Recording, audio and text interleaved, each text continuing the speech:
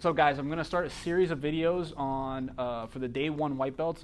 Jiu Jitsu is one of the fastest growing martial arts, and obviously for a lot of the schools out there, you have a lot of white belts that are coming in that obviously don't have the same amount of knowledge that somebody who's been doing Jiu Jitsu for 6 months, even to a year, although those are white belts as well, may have, okay?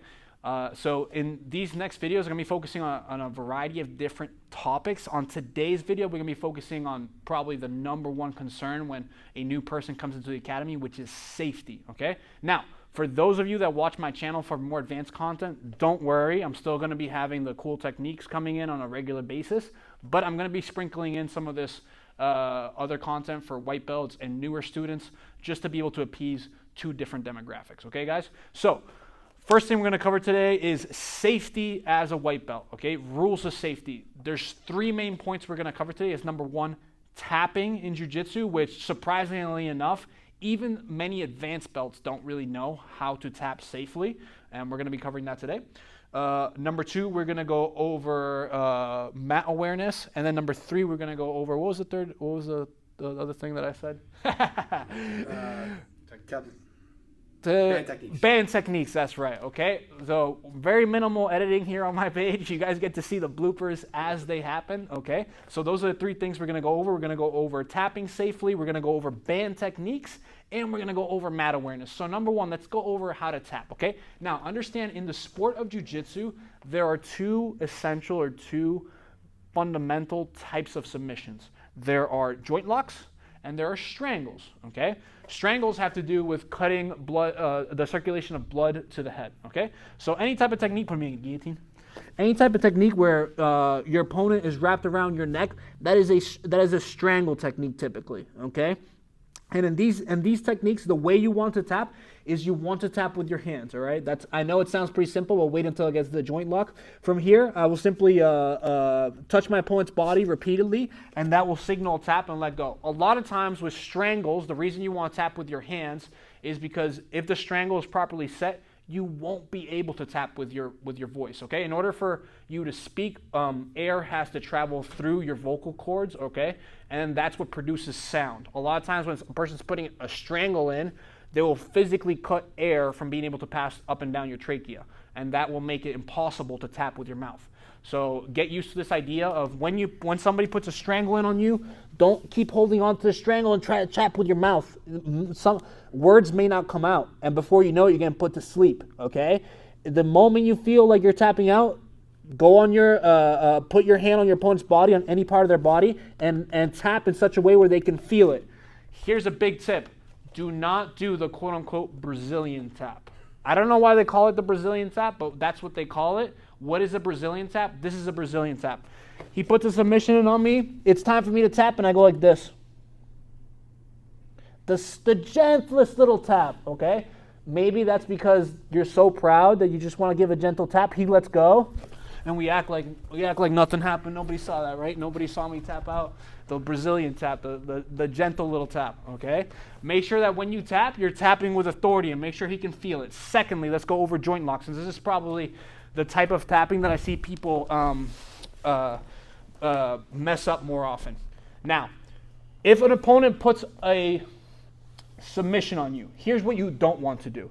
You do not want to connect your hands, defend the submission, to then let go, to then tap. Why? Because what I'm doing with my hands typically, or with my feet, it can be either or, whether I'm defending an arm bar and my feet are moving around, will typically be what is keeping me safe from getting completely broken, okay? So what I don't want to do is I don't want to be in a situation where I'm defending, I let go of the submission, I let go of my defense to tap. What can happen is that as I let go, that was the little resistance that was keeping me from getting completely broken. And as I let go, next thing I know, I get 2 pops, I'm tapping, and the guy's saying, "Oh, I'm sorry, I didn't mean to break you," okay? Get away from this type of tapping. Don't release your defense to tap.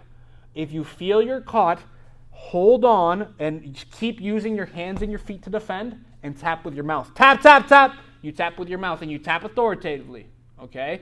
Again, you have to put your pride behind you, okay? You have to get used to the fact that if you're going to do Jiu Jitsu, there are times you're going to tap, and get used to it, okay? Put your pride behind you and get used to tapping.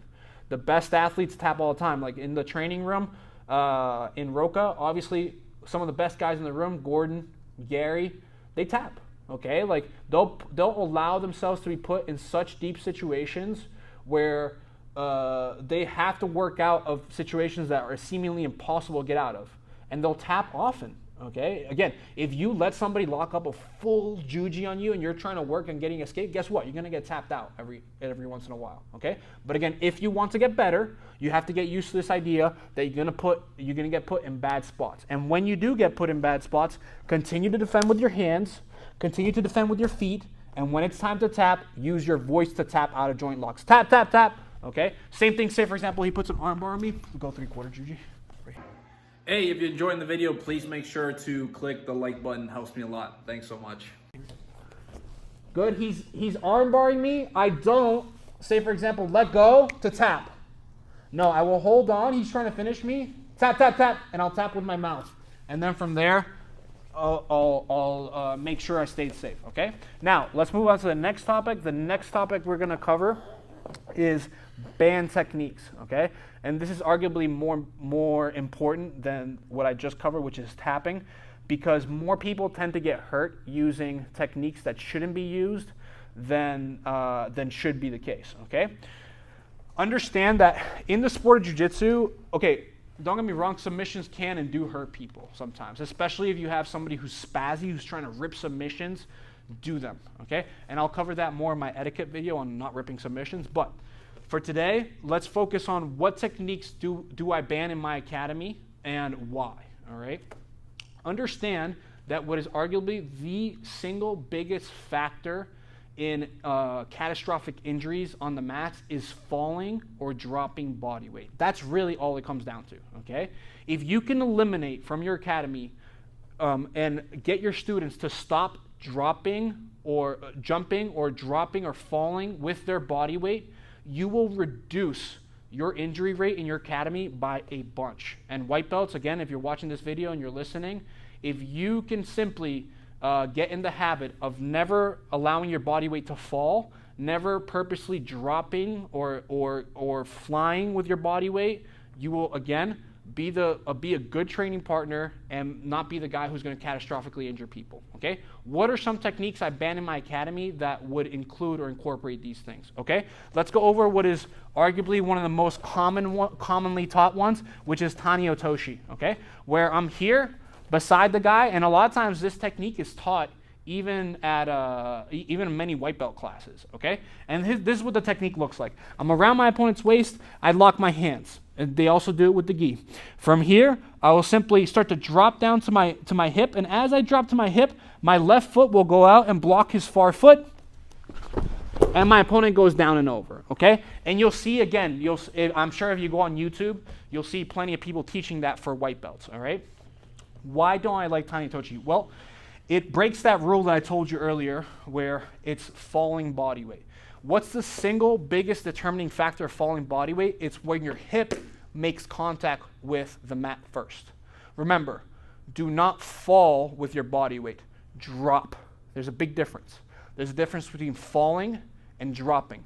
Falling incorporates or entails lack of control. Dropping incorporates control. Falling means I fall to my hip, like so. That's falling. Dropping is I drop to a knee. One incorporates control, and the other one incorporates lack of control. Now, with Tani Otoshi, what is it that happens that makes it so dangerous? We're here. They taught you in class, just simply drop to your hip, block that far foot, and you'll be able to take them down. But what is it that people do? From here, they go for it once, stay strong, and they feel it doesn't work. It's like, crap, the coach taught me like to drop and it doesn't work. And they go for it again and it doesn't work. They're like, well, I guess I just have to drop harder, okay? And what they'll do is they'll throw their hips into their opponent. They'll put all their weight on that knee. As you can see, that knee is completely loaded. There's weight on the foot. And then I'm going to release my hands here so as to not hurt Drew. They'll drop all their weight on that knee as they rip their opponent's body weight over and through, okay? It's a pretty catastrophic injury. It'll pretty much tear everything in your knee, okay? And again, what this does is it staples your opponent's foot to the mat with dropping and falling body weight. And as you go to finish the technique, you completely rip your opponent's knee apart, all right? That's why I don't like Tani Otoshi, okay? I don't allow people to do this variation of Tani Otoshi of falling to a hip in my academy. In my academy, I have a very strict rule with people. Never drop or never fall to a hip. Drop to a knee. That's what I tell my students. Don't fall to a hip, drop to a knee. All the techniques we do here in my academy, 99.99% of them involve dropping to a knee, not falling to a hip. Let's look at another example of a technique that I ban, which is a jumping closed guard, okay? So it's kind of crazy because I remember when I was a white belt, literally one of the first techniques I was taught was jumping to a closed guard. And again, it's arguably one of the most dangerous. Do you think you can catch me real quick? Good. So jumping closed guard entails this. I'm going to step towards my opponent. I'm going to put one leg around his hip. And as I put one leg around his hip, my other leg will leave the mat. And I'll jump up onto my opponent's hips, okay? Now, when you drill it and he knows it's coming, all well and good. What's the problem with that, okay? Well, understand, again, same thing. If I was to miss this guard jump, my hips would fall down to the mat, and it's dropping and falling body weight. Now, again, when you're drilling, all well and good. He knows it's coming. I know I'm doing it. Great. When you're rolling, it's a different story. Oftentimes what will happen is a person will see your body starting to jump. They'll lean back like this so as to catch your weight, and this front knee will receive all the weight of your hips. I'm telling you, you just go on YouTube, type in flying guard pull or flying closed guard, and you'll see plenty of catastrophic breaks. Guys literally jump on each other. They'll land their entire body weight on the knee, and they'll completely tear the knee apart, okay? So again, the idea of no jumping or flying type of guard pulls or submissions, I don't allow those in my academy, and I don't think you should either. And for you white belts watching them, you shouldn't do them, okay? Same thing with Kani Basami. Kani Basami is the same story. Why is Kani Basami banned? Because again, the idea with Kani Basami is that both of my feet leave the mat. And from here, I'm flying or dropping body weight. Like so, okay? Again, I posted my foot on the mat so as to not put weight on Drew's knee, okay? But a proper Kani Basami, you jump all the way in, okay? And then you put a lot of weight on them. Same thing, when you drill it, it's all well and good, but when you actually do it live, a lot can go wrong. As a matter of fact, do you guys remember that match with Gordon Ryan and Bo Nickel? If you remember that match, Gordon Ryan does a Kani Basami on Bo Nickel. And again, it's competition. In competition, everything goes, okay? I'm talking about safety in the academy, okay? But in competition, Bo Nickel, actually, I heard him later say in a different podcast, he tore his knee on that Kani Basami. So if you go back and you type in Gordon Ryan versus Bo Nickel, you'll see the point in the match where Gordon Ryan jumps a Kani Basami on Bo Nickel. Bo Nickel's so strong, he actually holds Gordon up. Gordon jumps on him and he holds him up. But what you don't see is that he actually tore his knee on that match, okay? And I forget what podcast Bo Nickel said that on. If somebody could comment down below and let me know, because I forget. But Bo Nickel did tear his knee on that Kani Basami. Don't be fake. Click that like button. Okay. So again, just to rehash, no Tani Otoshi, no flying or jumping. No flying or jumping Kani Basami, all right? And again, pretty much any technique where we fall to a hip instead of dropping to a knee, and any technique where I put my hips on his knees, I don't allow them in my academy, and I don't think you should either, okay? There are more techniques that I didn't cover just now for the sake of time, but if you just follow those rules, don't fall to a hip, keep your hips off their knees. The knees don't really hold the weight of hips very well. You'll be much safer, okay? Again, it's better to just let your training partner escape than for you to ruin their entire year with an ACL, MCL injury, okay? Think about their family, okay? Okay, the last thing we're gonna go over is mat awareness. When you're rolling, mat awareness, okay? Now, Drew's down, we're rolling. Oftentimes in most jiu-jitsu academies, when you're rolling, you won't be the only person on the mats. there will be people on the mats around you, okay? You have to exercise awareness as you roll, all right?